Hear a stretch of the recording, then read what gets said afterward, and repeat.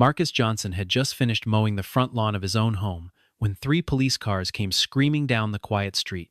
A neighbor had called in a report of a suspicious man breaking into a mansion that did not belong to him. Nobody on that street believed that the tall black man standing there in grass-stained work clothes could possibly be the owner of the largest house on the block. Marcus set down his rake, wiped the sweat from his brow, and calmly reached for the keys in his pocket to prove who he was.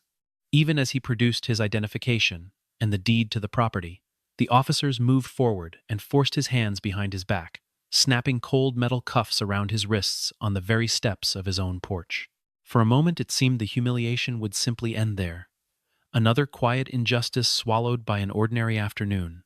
Then a black military vehicle turned onto the street and rolled to a stop in front of the house, and the man who stepped out of it was not a lawyer or a bail bondsman, but a four-star general who had come looking for Marcus himself.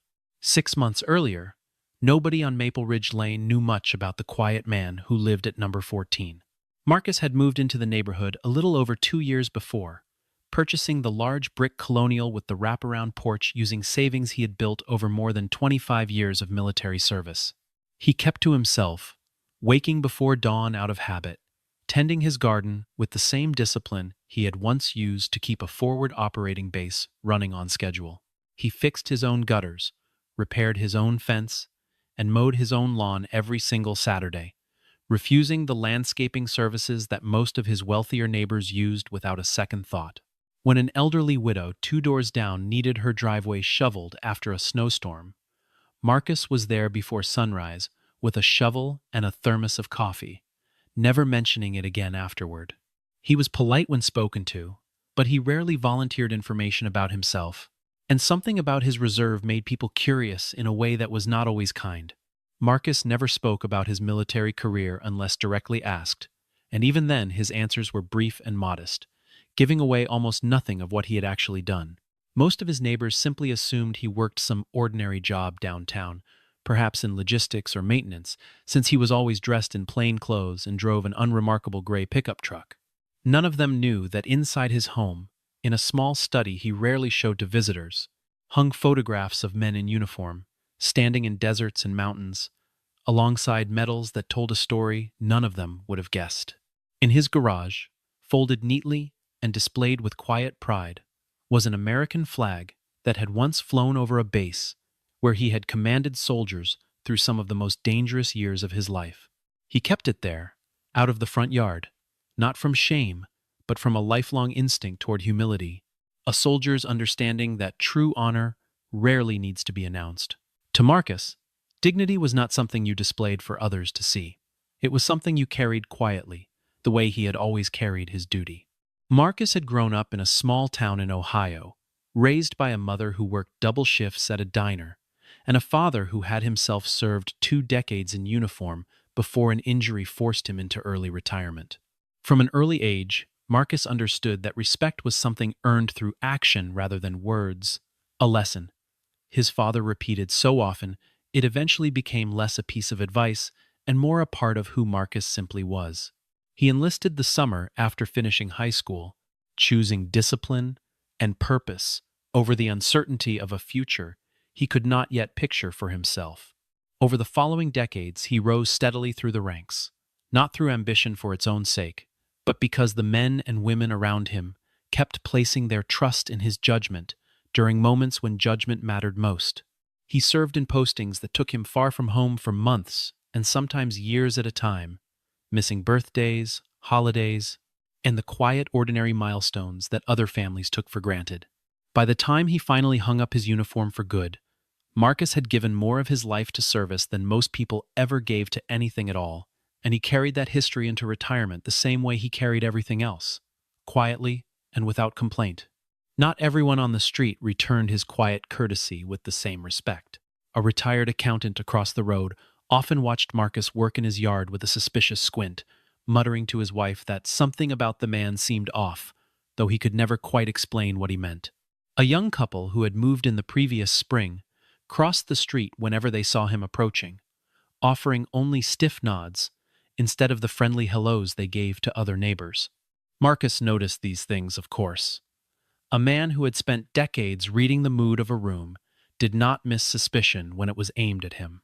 He remembered similar glances from long before his military career, moments scattered across his childhood and early adulthood when strangers had decided who he was before he ever spoke a single word.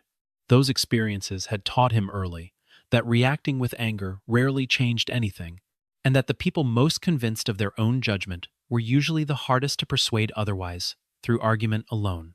Instead, he had built a kind of quiet armor over the years, a steadiness that let insults and suspicion pass by without leaving visible marks. Even when they left marks, he never showed anyone.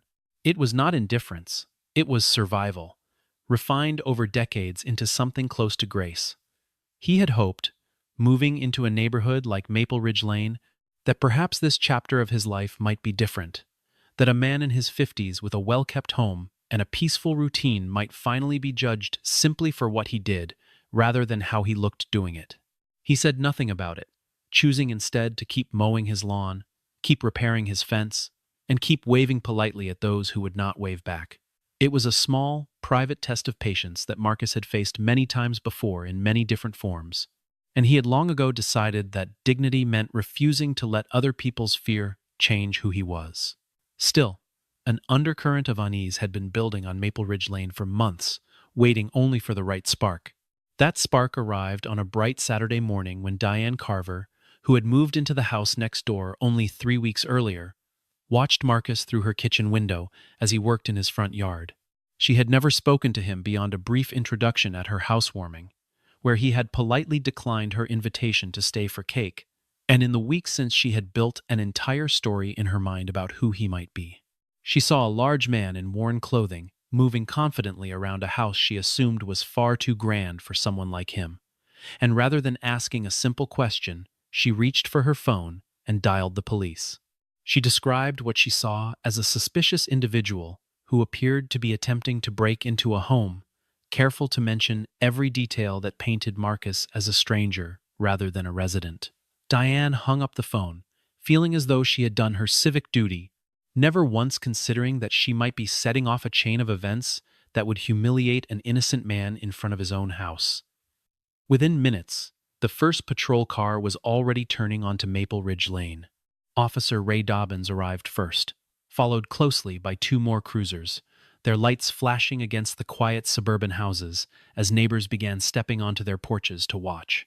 Dobbins approached Marcus with his hand resting near his belt, ordering him to raise his hands where they could be seen, and Marcus complied instantly, setting down his rake and lifting his palms into the open air without hesitation.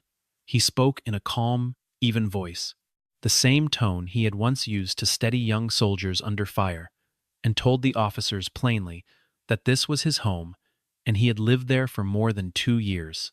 The officers exchanged skeptical glances, unconvinced by a claim that did not match the picture forming in their minds, one shaped as much by the neighbor's fearful phone call as by anything Marcus had actually done. One of them asked why a homeowner would be dressed the way Marcus was dressed, wearing an old faded t-shirt and grass-stained work boots instead of anything that looked, in their eyes, like it belonged to a man of means. Marcus offered a small, patient smile and explained simply that he had been out cutting his own grass, the way he did every single Saturday morning of the year. The younger officer at the scene, a rookie named Elena Cruz, who had only been on the force for 8 months, studied Marcus carefully and noticed something the others seemed to be ignoring. She saw the calm, practiced way he held himself, the discipline in his posture, and the total absence of panic or defensiveness in his voice, qualities she associated more with training than with guilt. She suggested quietly to her sergeant that they slow down and verify his story before doing anything further, but her sergeant waved off the concern, telling her that people who broke into homes always had smooth explanations ready. Marcus reached slowly into his pocket, careful to move in a way that would not alarm anyone, and produced a set of keys along with his wallet, containing his driver's license and the deed to the property. He held them out for inspection, his hands steady, his expression unreadable, the same expression he had worn through briefings far more dangerous than this one. The sergeant barely glanced at the documents before waving them aside, more interested in the crowd gathering across the street than in the proof standing directly in front of him. Marcus pressed the small remote clipped to his belt loop, and the garage door beside them rose smoothly, revealing a neatly organized space filled with tools, a workbench, and the very flag he kept folded in privacy. Rather than accepting this as clear evidence, one of the officers suggested aloud that the remote could have been stolen along with the keys, a theory that made little logical sense, but seemed to satisfy the growing suspicion in the air. Diane Carver, standing on her own porch with her arms crossed, called out that she was certain this man could not possibly be the owner of such a large and well-kept house. Her voice carried the confident certainty of someone who believed her instincts were a kind of evidence, and several other neighbors nodded along, their whispered agreement rippling down the sidewalk. Marcus stood quietly through all of it, watching the scene unfold with the detached patience of a man who had faced far worse than public suspicion and had learned long ago which battles were worth fighting in the moment. He did not raise his voice, did not argue, did not do anything that might be twisted into justification for what came next. The sergeant finally decided he had heard enough, and with a short nod to his officers, ordered Marcus to turn around and place his hands behind his back. Cold metal closed around his wrists, with a sharp metallic click that seemed to echo down the quiet street, and for the first time that morning, something flickered briefly across Marcus's face before settling back into stillness. He did not resist, did not pull away, did not give them a single reason to escalate further, because he understood with painful clarity that resistance would only make things worse for a man who looked like him. As the cuffs tightened, more neighbors stepped outside their homes to watch, phones rising into the air to capture the sight of a large black man restrained on the steps of his own front porch. Marcus lowered his eyes for just a moment, not in shame, but in the quiet effort of controlling emotions that had every right to surface, and then lifted his gaze again, steady and composed. The morning that had begun with the simple, ordinary task of mowing his lawn had turned, in the span of only a few minutes, into something that would test every ounce of discipline he had built over a lifetime. Marcus was guided down onto the top step of his own porch, the cuffs biting into his wrists as he sat beneath the gaze of neighbors who had gathered on the sidewalk like spectators at some strange public trial. Phones continued to rise and record, some held by curious teenagers who had wandered over from nearby houses, capturing footage that would later circulate with captions no one would be proud of. A man from across the street called out something mocking about people who pretended to own things that were not theirs, and a ripple of uncomfortable laughter passed through part of the crowd. Marcus kept his eyes forward, his spine straight even while seated, refusing to let the cuffs or the whispers bend the posture he had carried through decades of far greater trials. He had learned long ago that dignity was not a performance for an audience. It was a discipline maintained even when no one believed you deserved it. Still, the weight of dozens of judgmental stares pressed down on him in a way that no physical burden ever had. One of the officers, perhaps trying to make conversation or perhaps testing him further, asked Marcus what he did for a living, and Marcus answered simply that he was retired. The officer asked where he had worked before retiring, and Marcus replied, without embellishment, that he had spent his career in the military. A short, disbelieving laugh came from one of the other officers standing nearby, who remarked that everyone claimed to have served when it was convenient for their story. Marcus did not correct him, did not raise his voice, did not offer proof beyond what he had already provided, because he understood that some people's minds were closed long before any evidence could reach them. He simply sat there, cuffed and silent, absorbing an insult that struck far deeper than any of them realized, given the decades of genuine sacrifice behind the plain word he had spoken. The crowd's murmurs continued, filled with speculation about who this stranger might really be and what crime he might have actually committed. Diane Carver stood near the front of the small gathering, watching the scene with an expression that had begun to shift from certainty towards something closer to doubt, though she was not yet ready to admit it even to herself. She had made the call in good faith, or so she told herself. Yet something about the calm dignity of the man being held on his own porch steps did not match the panic she had described on the phone. She pushed the thought aside, telling herself that the police would sort out the truth, that this was simply the system working as it was supposed to work. Around her, other neighbors traded theories in hushed voices, some suggesting Marcus might be a repairman who had gone too far, others insisting he must be some kind of con artist casing houses in the area. None of them considered, even briefly, that the simplest explanation might also be the true one, that a quiet man who kept to himself was exactly who he claimed to be. The morning sun climbed higher overhead, indifferent to the injustice unfolding in its light. It was in the middle of this tense, uncertain silence that the low rumble of a heavier engine reached the street, distinct from the idling patrol cars already parked along the curb. Heads began to turn as a dark, unmarked military SUV rounded the corner of Maple Ridge Lane, moving with a kind of unhurried authority that immediately felt out of place among the ordinary suburban houses. The vehicle slowed as it approached the gathered crowd, its tinted windows giving no hint of who might be inside, and several of the officers on scene exchanged uncertain glances. Marcus, still seated on the step, with his wrists bound behind him, lifted his head slightly at the sound, a flicker of quiet recognition passing behind his otherwise unreadable eyes. The murmuring crowd grew quieter as the SUV came to a full stop directly in front of the house, its engine idling like the pause before an unexpected turn in a story no one had expected to witness. Nobody on that street yet understood how much the next few minutes were about to change. The rear door of the SUV opened, and a broad-shouldered man in a colonel's uniform stepped out onto the pavement, his posture immediately commanding attention in a way that made even the police officers straighten instinctively. His eyes moved quickly across the scene, taking in the patrol cars, the gathered crowd, and finally landing on Marcus, seated in handcuffs on his own porch steps. Whatever composure the colonel had carried while stepping out of the vehicle vanished the moment recognition crossed his face, replaced by something closer to shock and barely restrained anger.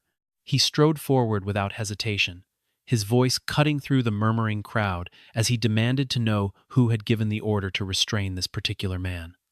The officers stammered, glancing at one another, none of them eager to claim responsibility for a decision that suddenly seemed to be unraveling before their eyes.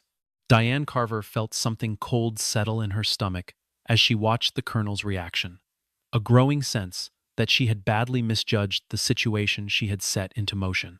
Before anyone could offer a proper answer to the colonel's question, the low hum of a second engine rolled down the street, and every head turned once more toward the sound. This time, it was a long, black limousine, bearing military markings, moving with slow, deliberate weight, the kind of vehicle that did not belong on an ordinary residential street on an ordinary Saturday morning. It came to a stop directly behind the SUV, its presence alone enough to silence even the last scattered whispers among the crowd. The colonel turned toward it immediately, his posture snapping into something even more rigid than before, and the officers who had been so certain of themselves only minutes earlier now shifted uneasily on their feet. Marcus remained seated on the step, watching the limousine with the same calm expression he had maintained throughout the entire ordeal, though something in his eyes suggested he understood exactly what was about to happen. The entire street seemed to hold its breath as the limousine's rear door began to open. A tall man stepped out of the limousine, his uniform bearing 4 silver stars that caught the morning light, and the effect on everyone present was immediate and total. Every officer on the scene straightened instinctively, years of training overriding whatever confidence had carried them through the morning's earlier decisions. The colonel snapped to attention so fast it startled several of the watching neighbors, his hand rising in a crisp salute that left no doubt about the importance of the man now walking toward them. The general did not acknowledge the officers, did not glance at the gathered crowd, did not pause to survey the scene the way most visitors might have. His eyes were fixed entirely on Marcus, seated in handcuffs on the steps of his own home, and he crossed the lawn with long, purposeful strides that carried unmistakable urgency. Nobody on that street had ever seen anything like it, and the silence that followed felt heavier than anything the morning had produced so far. Sergeant Whitaker, who had ordered the handcuffs placed on Marcus only an hour earlier, felt his stomach twist as he watched the general's long, deliberate strides cross the lawn. He had spent 15 years on the force, confident in his ability to read a situation quickly, and that confidence had led him to dismiss every piece of evidence Marcus had calmly presented. Now, watching a man of such obvious rank move with such urgency toward the very person he had cuffed, Whitaker began to understand, with sickening clarity, just how badly he had misjudged the morning. He glanced at Officer Cruz, the rookie who had raised doubts earlier and been overruled, and found he could not meet her eyes. The other officers on scene shifted uncomfortably, their earlier certainty draining away with every step the general took, replaced by a dawning awareness that words alone would not undo what had already happened. For the first time since the patrol cars had arrived, the street was completely, utterly silent. The general knelt down in front of Marcus, bringing himself to eye level with the seated man, and his voice, when it came, was low and filled with something that sounded almost like grief. He apologized for making Marcus wait, his tone carrying none of the distance or formality one might expect from a man of such rank, speaking to someone he had only just approached. Marcus simply nodded once, his expression softening only slightly, the way old friends acknowledge each other, without needing many words to bridge the years between them. The general turned his head sharply toward the nearest officer and ordered the handcuffs removed immediately, his voice carrying an authority that required no further explanation or debate. Hands fumbled with the key, the metal cuffs falling away from Marcus's wrists with a small metallic clatter that seemed impossibly loud in the stunned silence of the street. The entire atmosphere on Maple Ridge Lane shifted in that instant, from suspicion and judgment to something closer to disbelief and quiet shame. As Marcus rubbed his freed wrists, the general remained kneeling beside him, seemingly unconcerned with the growing crowd of neighbors now watching in open astonishment. He began speaking, not just to Marcus but loud enough for those nearby to hear, explaining in a voice thick with respect exactly who the man seated before them truly was. He described how Marcus had once commanded some of the most dangerous special operations of his career, missions that had saved the lives of hundreds of soldiers who might otherwise never have come home. He spoke of how Marcus had turned down multiple offers of promotion over the years, choosing again and again to remain with his unit rather than accept a safer position further from the front lines. He mentioned the medals Marcus had earned, decorations that few soldiers ever received in a lifetime, awarded for acts of courage that Marcus himself had never once spoken about to anyone on this street. The crowd, which only minutes earlier had been mocking and doubting him, now stood in stunned, humbled silence as the truth unfolded before them. The general continued, his voice growing quieter, but no less firm, explaining that after retiring from active duty, Marcus had refused nearly every honor and privilege offered to him, choosing instead to live simply and quietly, away from any spotlight. He had never appeared in interviews, never allowed his story to be told publicly, never sought the kind of recognition that so many others might have welcomed after a career filled with sacrifice. The general admitted, with a faint and weary smile, that he himself had once served directly under Marcus many years earlier, back when he was a much younger officer, still learning what real leadership looked like. It was Marcus, he said, who had taught him that true command was measured not in medals or rank, but in the willingness to carry burdens quietly so that others did not have to. Diane Carver, standing near the edge of the crowd, felt her earlier certainty crumble entirely, replaced by a hot, uncomfortable wave of shame that rose all the way to her cheeks. Around her, the officers who had cuffed Marcus less than an hour earlier now stood frozen, beginning to grasp the full weight of the mistake they had made.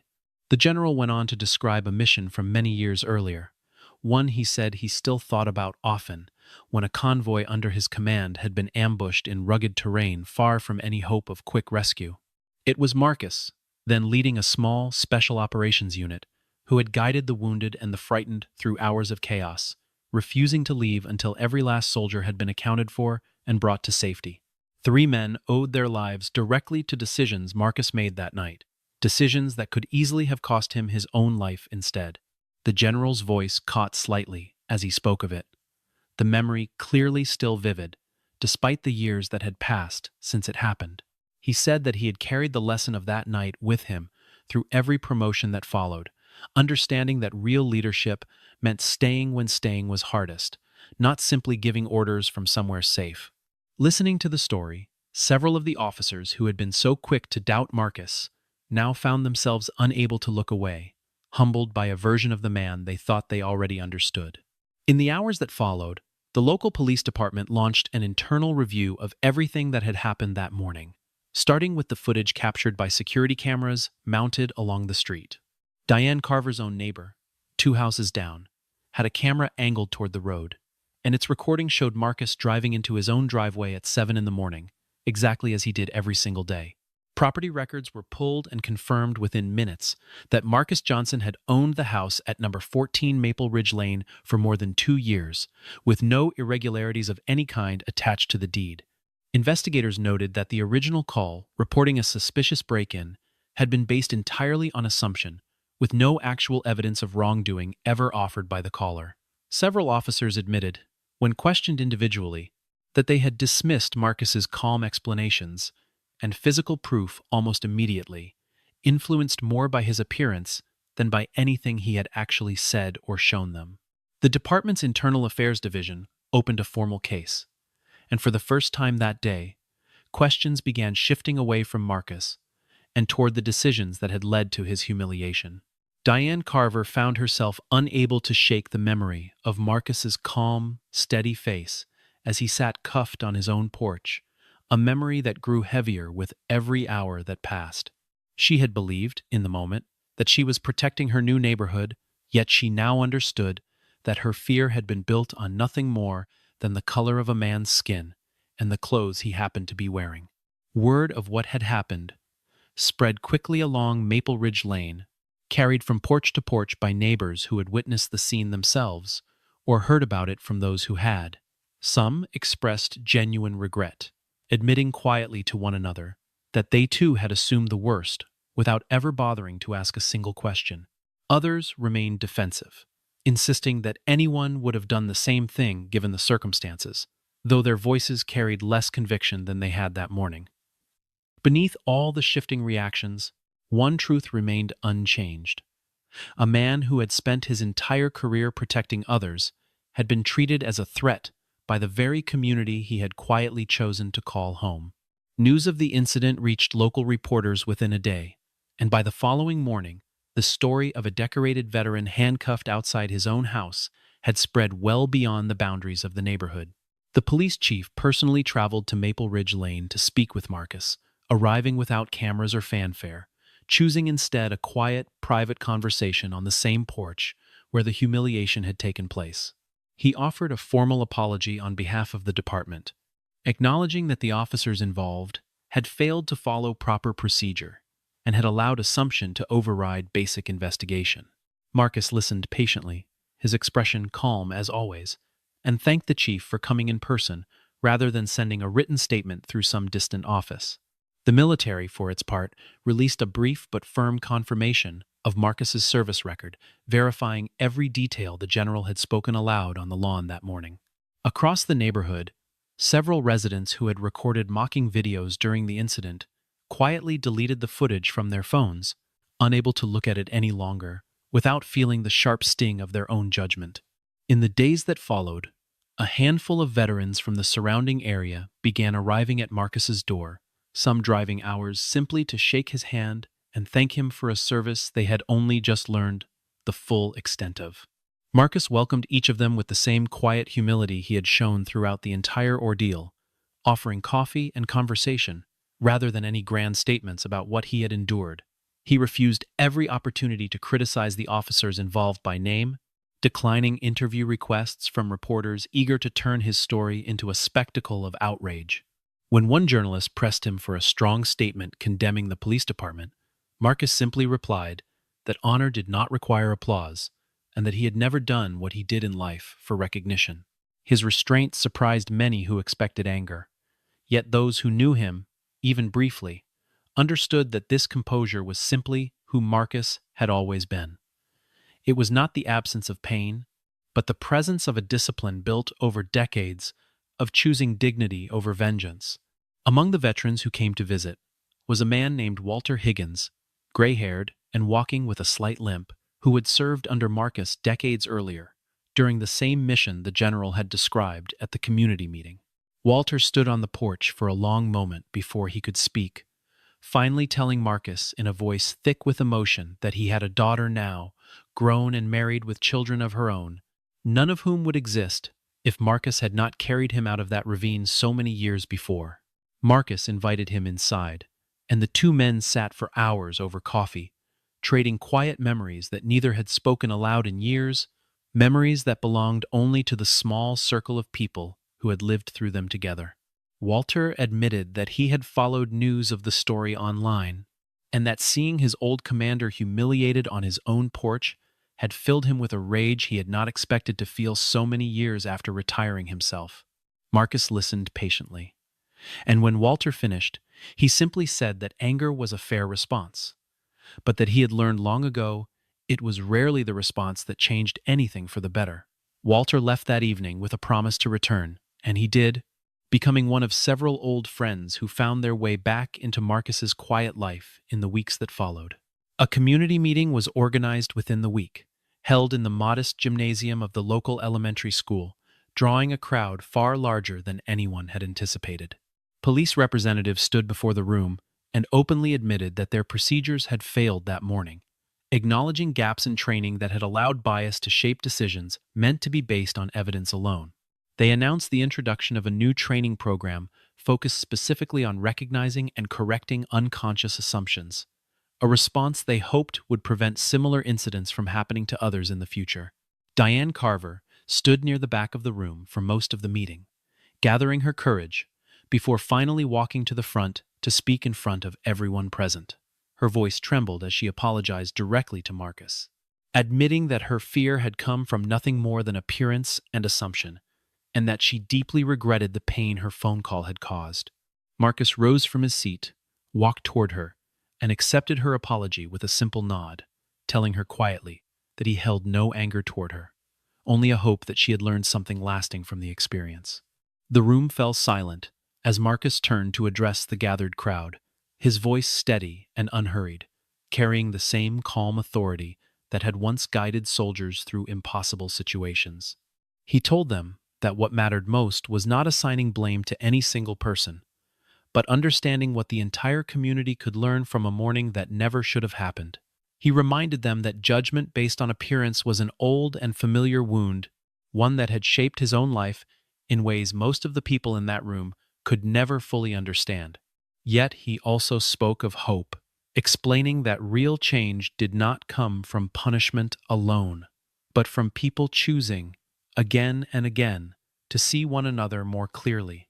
Several people in the audience wiped away tears as he spoke, moved not by anger or spectacle, but by the quiet, unshakable grace of a man who had every reason to be bitter and chose instead to teach. By the time Marcus returned to his seat, the atmosphere in the gymnasium had shifted from guilt. Officer Cruz approached Marcus after the meeting had ended, waiting patiently near the door until the crowd around him had thinned. She told him quietly that she had trusted her instincts that morning, but had not been confident enough to push back against a superior officer, and that she deeply regretted not doing more to stop what happened. Marcus studied her for a moment, recognizing in her hesitation the same uncertainty every young service member felt in their first real test of moral courage. He told her that noticing a wrong committed and lacking the standing to stop it was not the same as causing the wrong, and that what mattered now was what she chose to do with that discomfort going forward. He encouraged her to trust the instinct she had shown that day, explaining that it was rarer and more valuable than she likely realized. Cruz thanked him, visibly moved, and later that year, she would be the one to help rewrite portions of the department's training manual, citing the events of that Saturday morning as the reason she had pushed so hard for the changes. Several weeks later, the military organized a small, private ceremony, not to award Marcus any new medal, since he had made it clear he wanted no more decorations added to those he already possessed. Instead, the gathering was meant simply to honor a lifetime of service that had, until recently, remained almost entirely unknown to the community where he now lived. A modest group of former soldiers, officers, and a few close neighbors gathered in a quiet hall, listening as the four-star general who had once knelt before Marcus on his own porch rose to speak once more. He told the room that there were people who defended their country while wearing a uniform, and there were people who continued defending its honor long after they had taken that uniform off. He said that Marcus Johnson belonged unmistakably to the second category, a man who had spent his retirement guarding not a base or a battlefield, but the quiet, unspoken standard of what integrity should look like. The room applauded warmly, though Marcus, true to form, seemed almost uncomfortable with the attention, shifting in his seat as though he would rather be back home tending his garden. When the ceremony ended, Marcus stepped outside into the late afternoon light and walked slowly back toward his car, declining several offers for a ride and preferring instead a few quiet minutes alone with his thoughts. He drove home along familiar roads, past the school where the community meeting had taken place, past the quiet houses of Maple Ridge Lane that had once looked at him with such suspicion. As he pulled into his driveway, he noticed several neighbors already outside, watering plants or walking dogs. And this time, instead of turning away or offering only stiff, uncertain nods, they stopped what they were doing and stood a little straighter. One by one, they raised their hands in simple, respectful greetings, acknowledgments that carried far more weight than words ever could have. Marcus lifted his hand in return, offering the same quiet smile he always had, unchanged by everything that had happened in the weeks before. He parked his truck, stepped out into the evening air, and walked toward the garage to retrieve his mower. Because Saturday was Saturday, and the grass, as always, still needed cutting. In the months that followed, Marcus's life on Maple Ridge Lane settled into something quieter than the storm that had briefly swept through it, though it was not quite the same life he had known before. Diane Carver began stopping by occasionally with a plate of cookies or a cutting from her garden, small gestures that neither of them ever discussed directly, but that both understood as a slow, ongoing act of repair. The police department invited Marcus, more than once, to speak with new recruits about the morning that had changed department policy, and though he declined most such invitations, he agreed to a handful, always insisting the conversations stay small and unrecorded. He never once used those conversations to embarrass anyone by name, choosing instead to focus on the quieter lesson underneath, that a badge, like a uniform, carried responsibility that had to be earned again every single day it was worn. Walter Higgins became a regular presence at the house on weekends, and other old friends from Marcus's years of service found their way back into his life as word slowly spread among the community of veterans who had once served alongside him. What had begun as one of the worst mornings of his life became, in an unexpected way, a bridge back to people and parts of himself he had quietly set aside for years. By the time autumn arrived, the leaves along Maple Ridge Lane, turning gold and settling across the lawns that Marcus and his neighbors tended each weekend. The story of that Saturday morning had largely faded from the news cycle, replaced by newer headlines and other people's troubles. But on that particular street, something had shifted permanently, something harder to measure than a headline yet more lasting in its effect. Neighbors who once crossed the street to avoid him now stopped to talk, sometimes about nothing more than the weather or the state of their gardens. Small, ordinary conversations that would have seemed impossible only months before. Marcus never brought up what had happened, unless someone else raised it first. And even then, he kept his answers brief, more interested in moving forward than in dwelling on what could not be undone. He understood, better than most, that real change rarely announced itself with fanfare. It arrived quietly, in small gestures repeated over time, the same way trust had to be rebuilt one honest moment after another.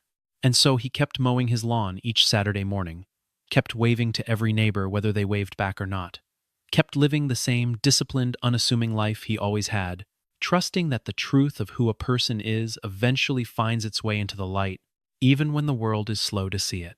He worked slowly across the lawn as the sun began to dip low over the rooftops of Maple Ridge Lane, the golden light catching the edges of the American flag folded neatly on the shelf inside his open garage.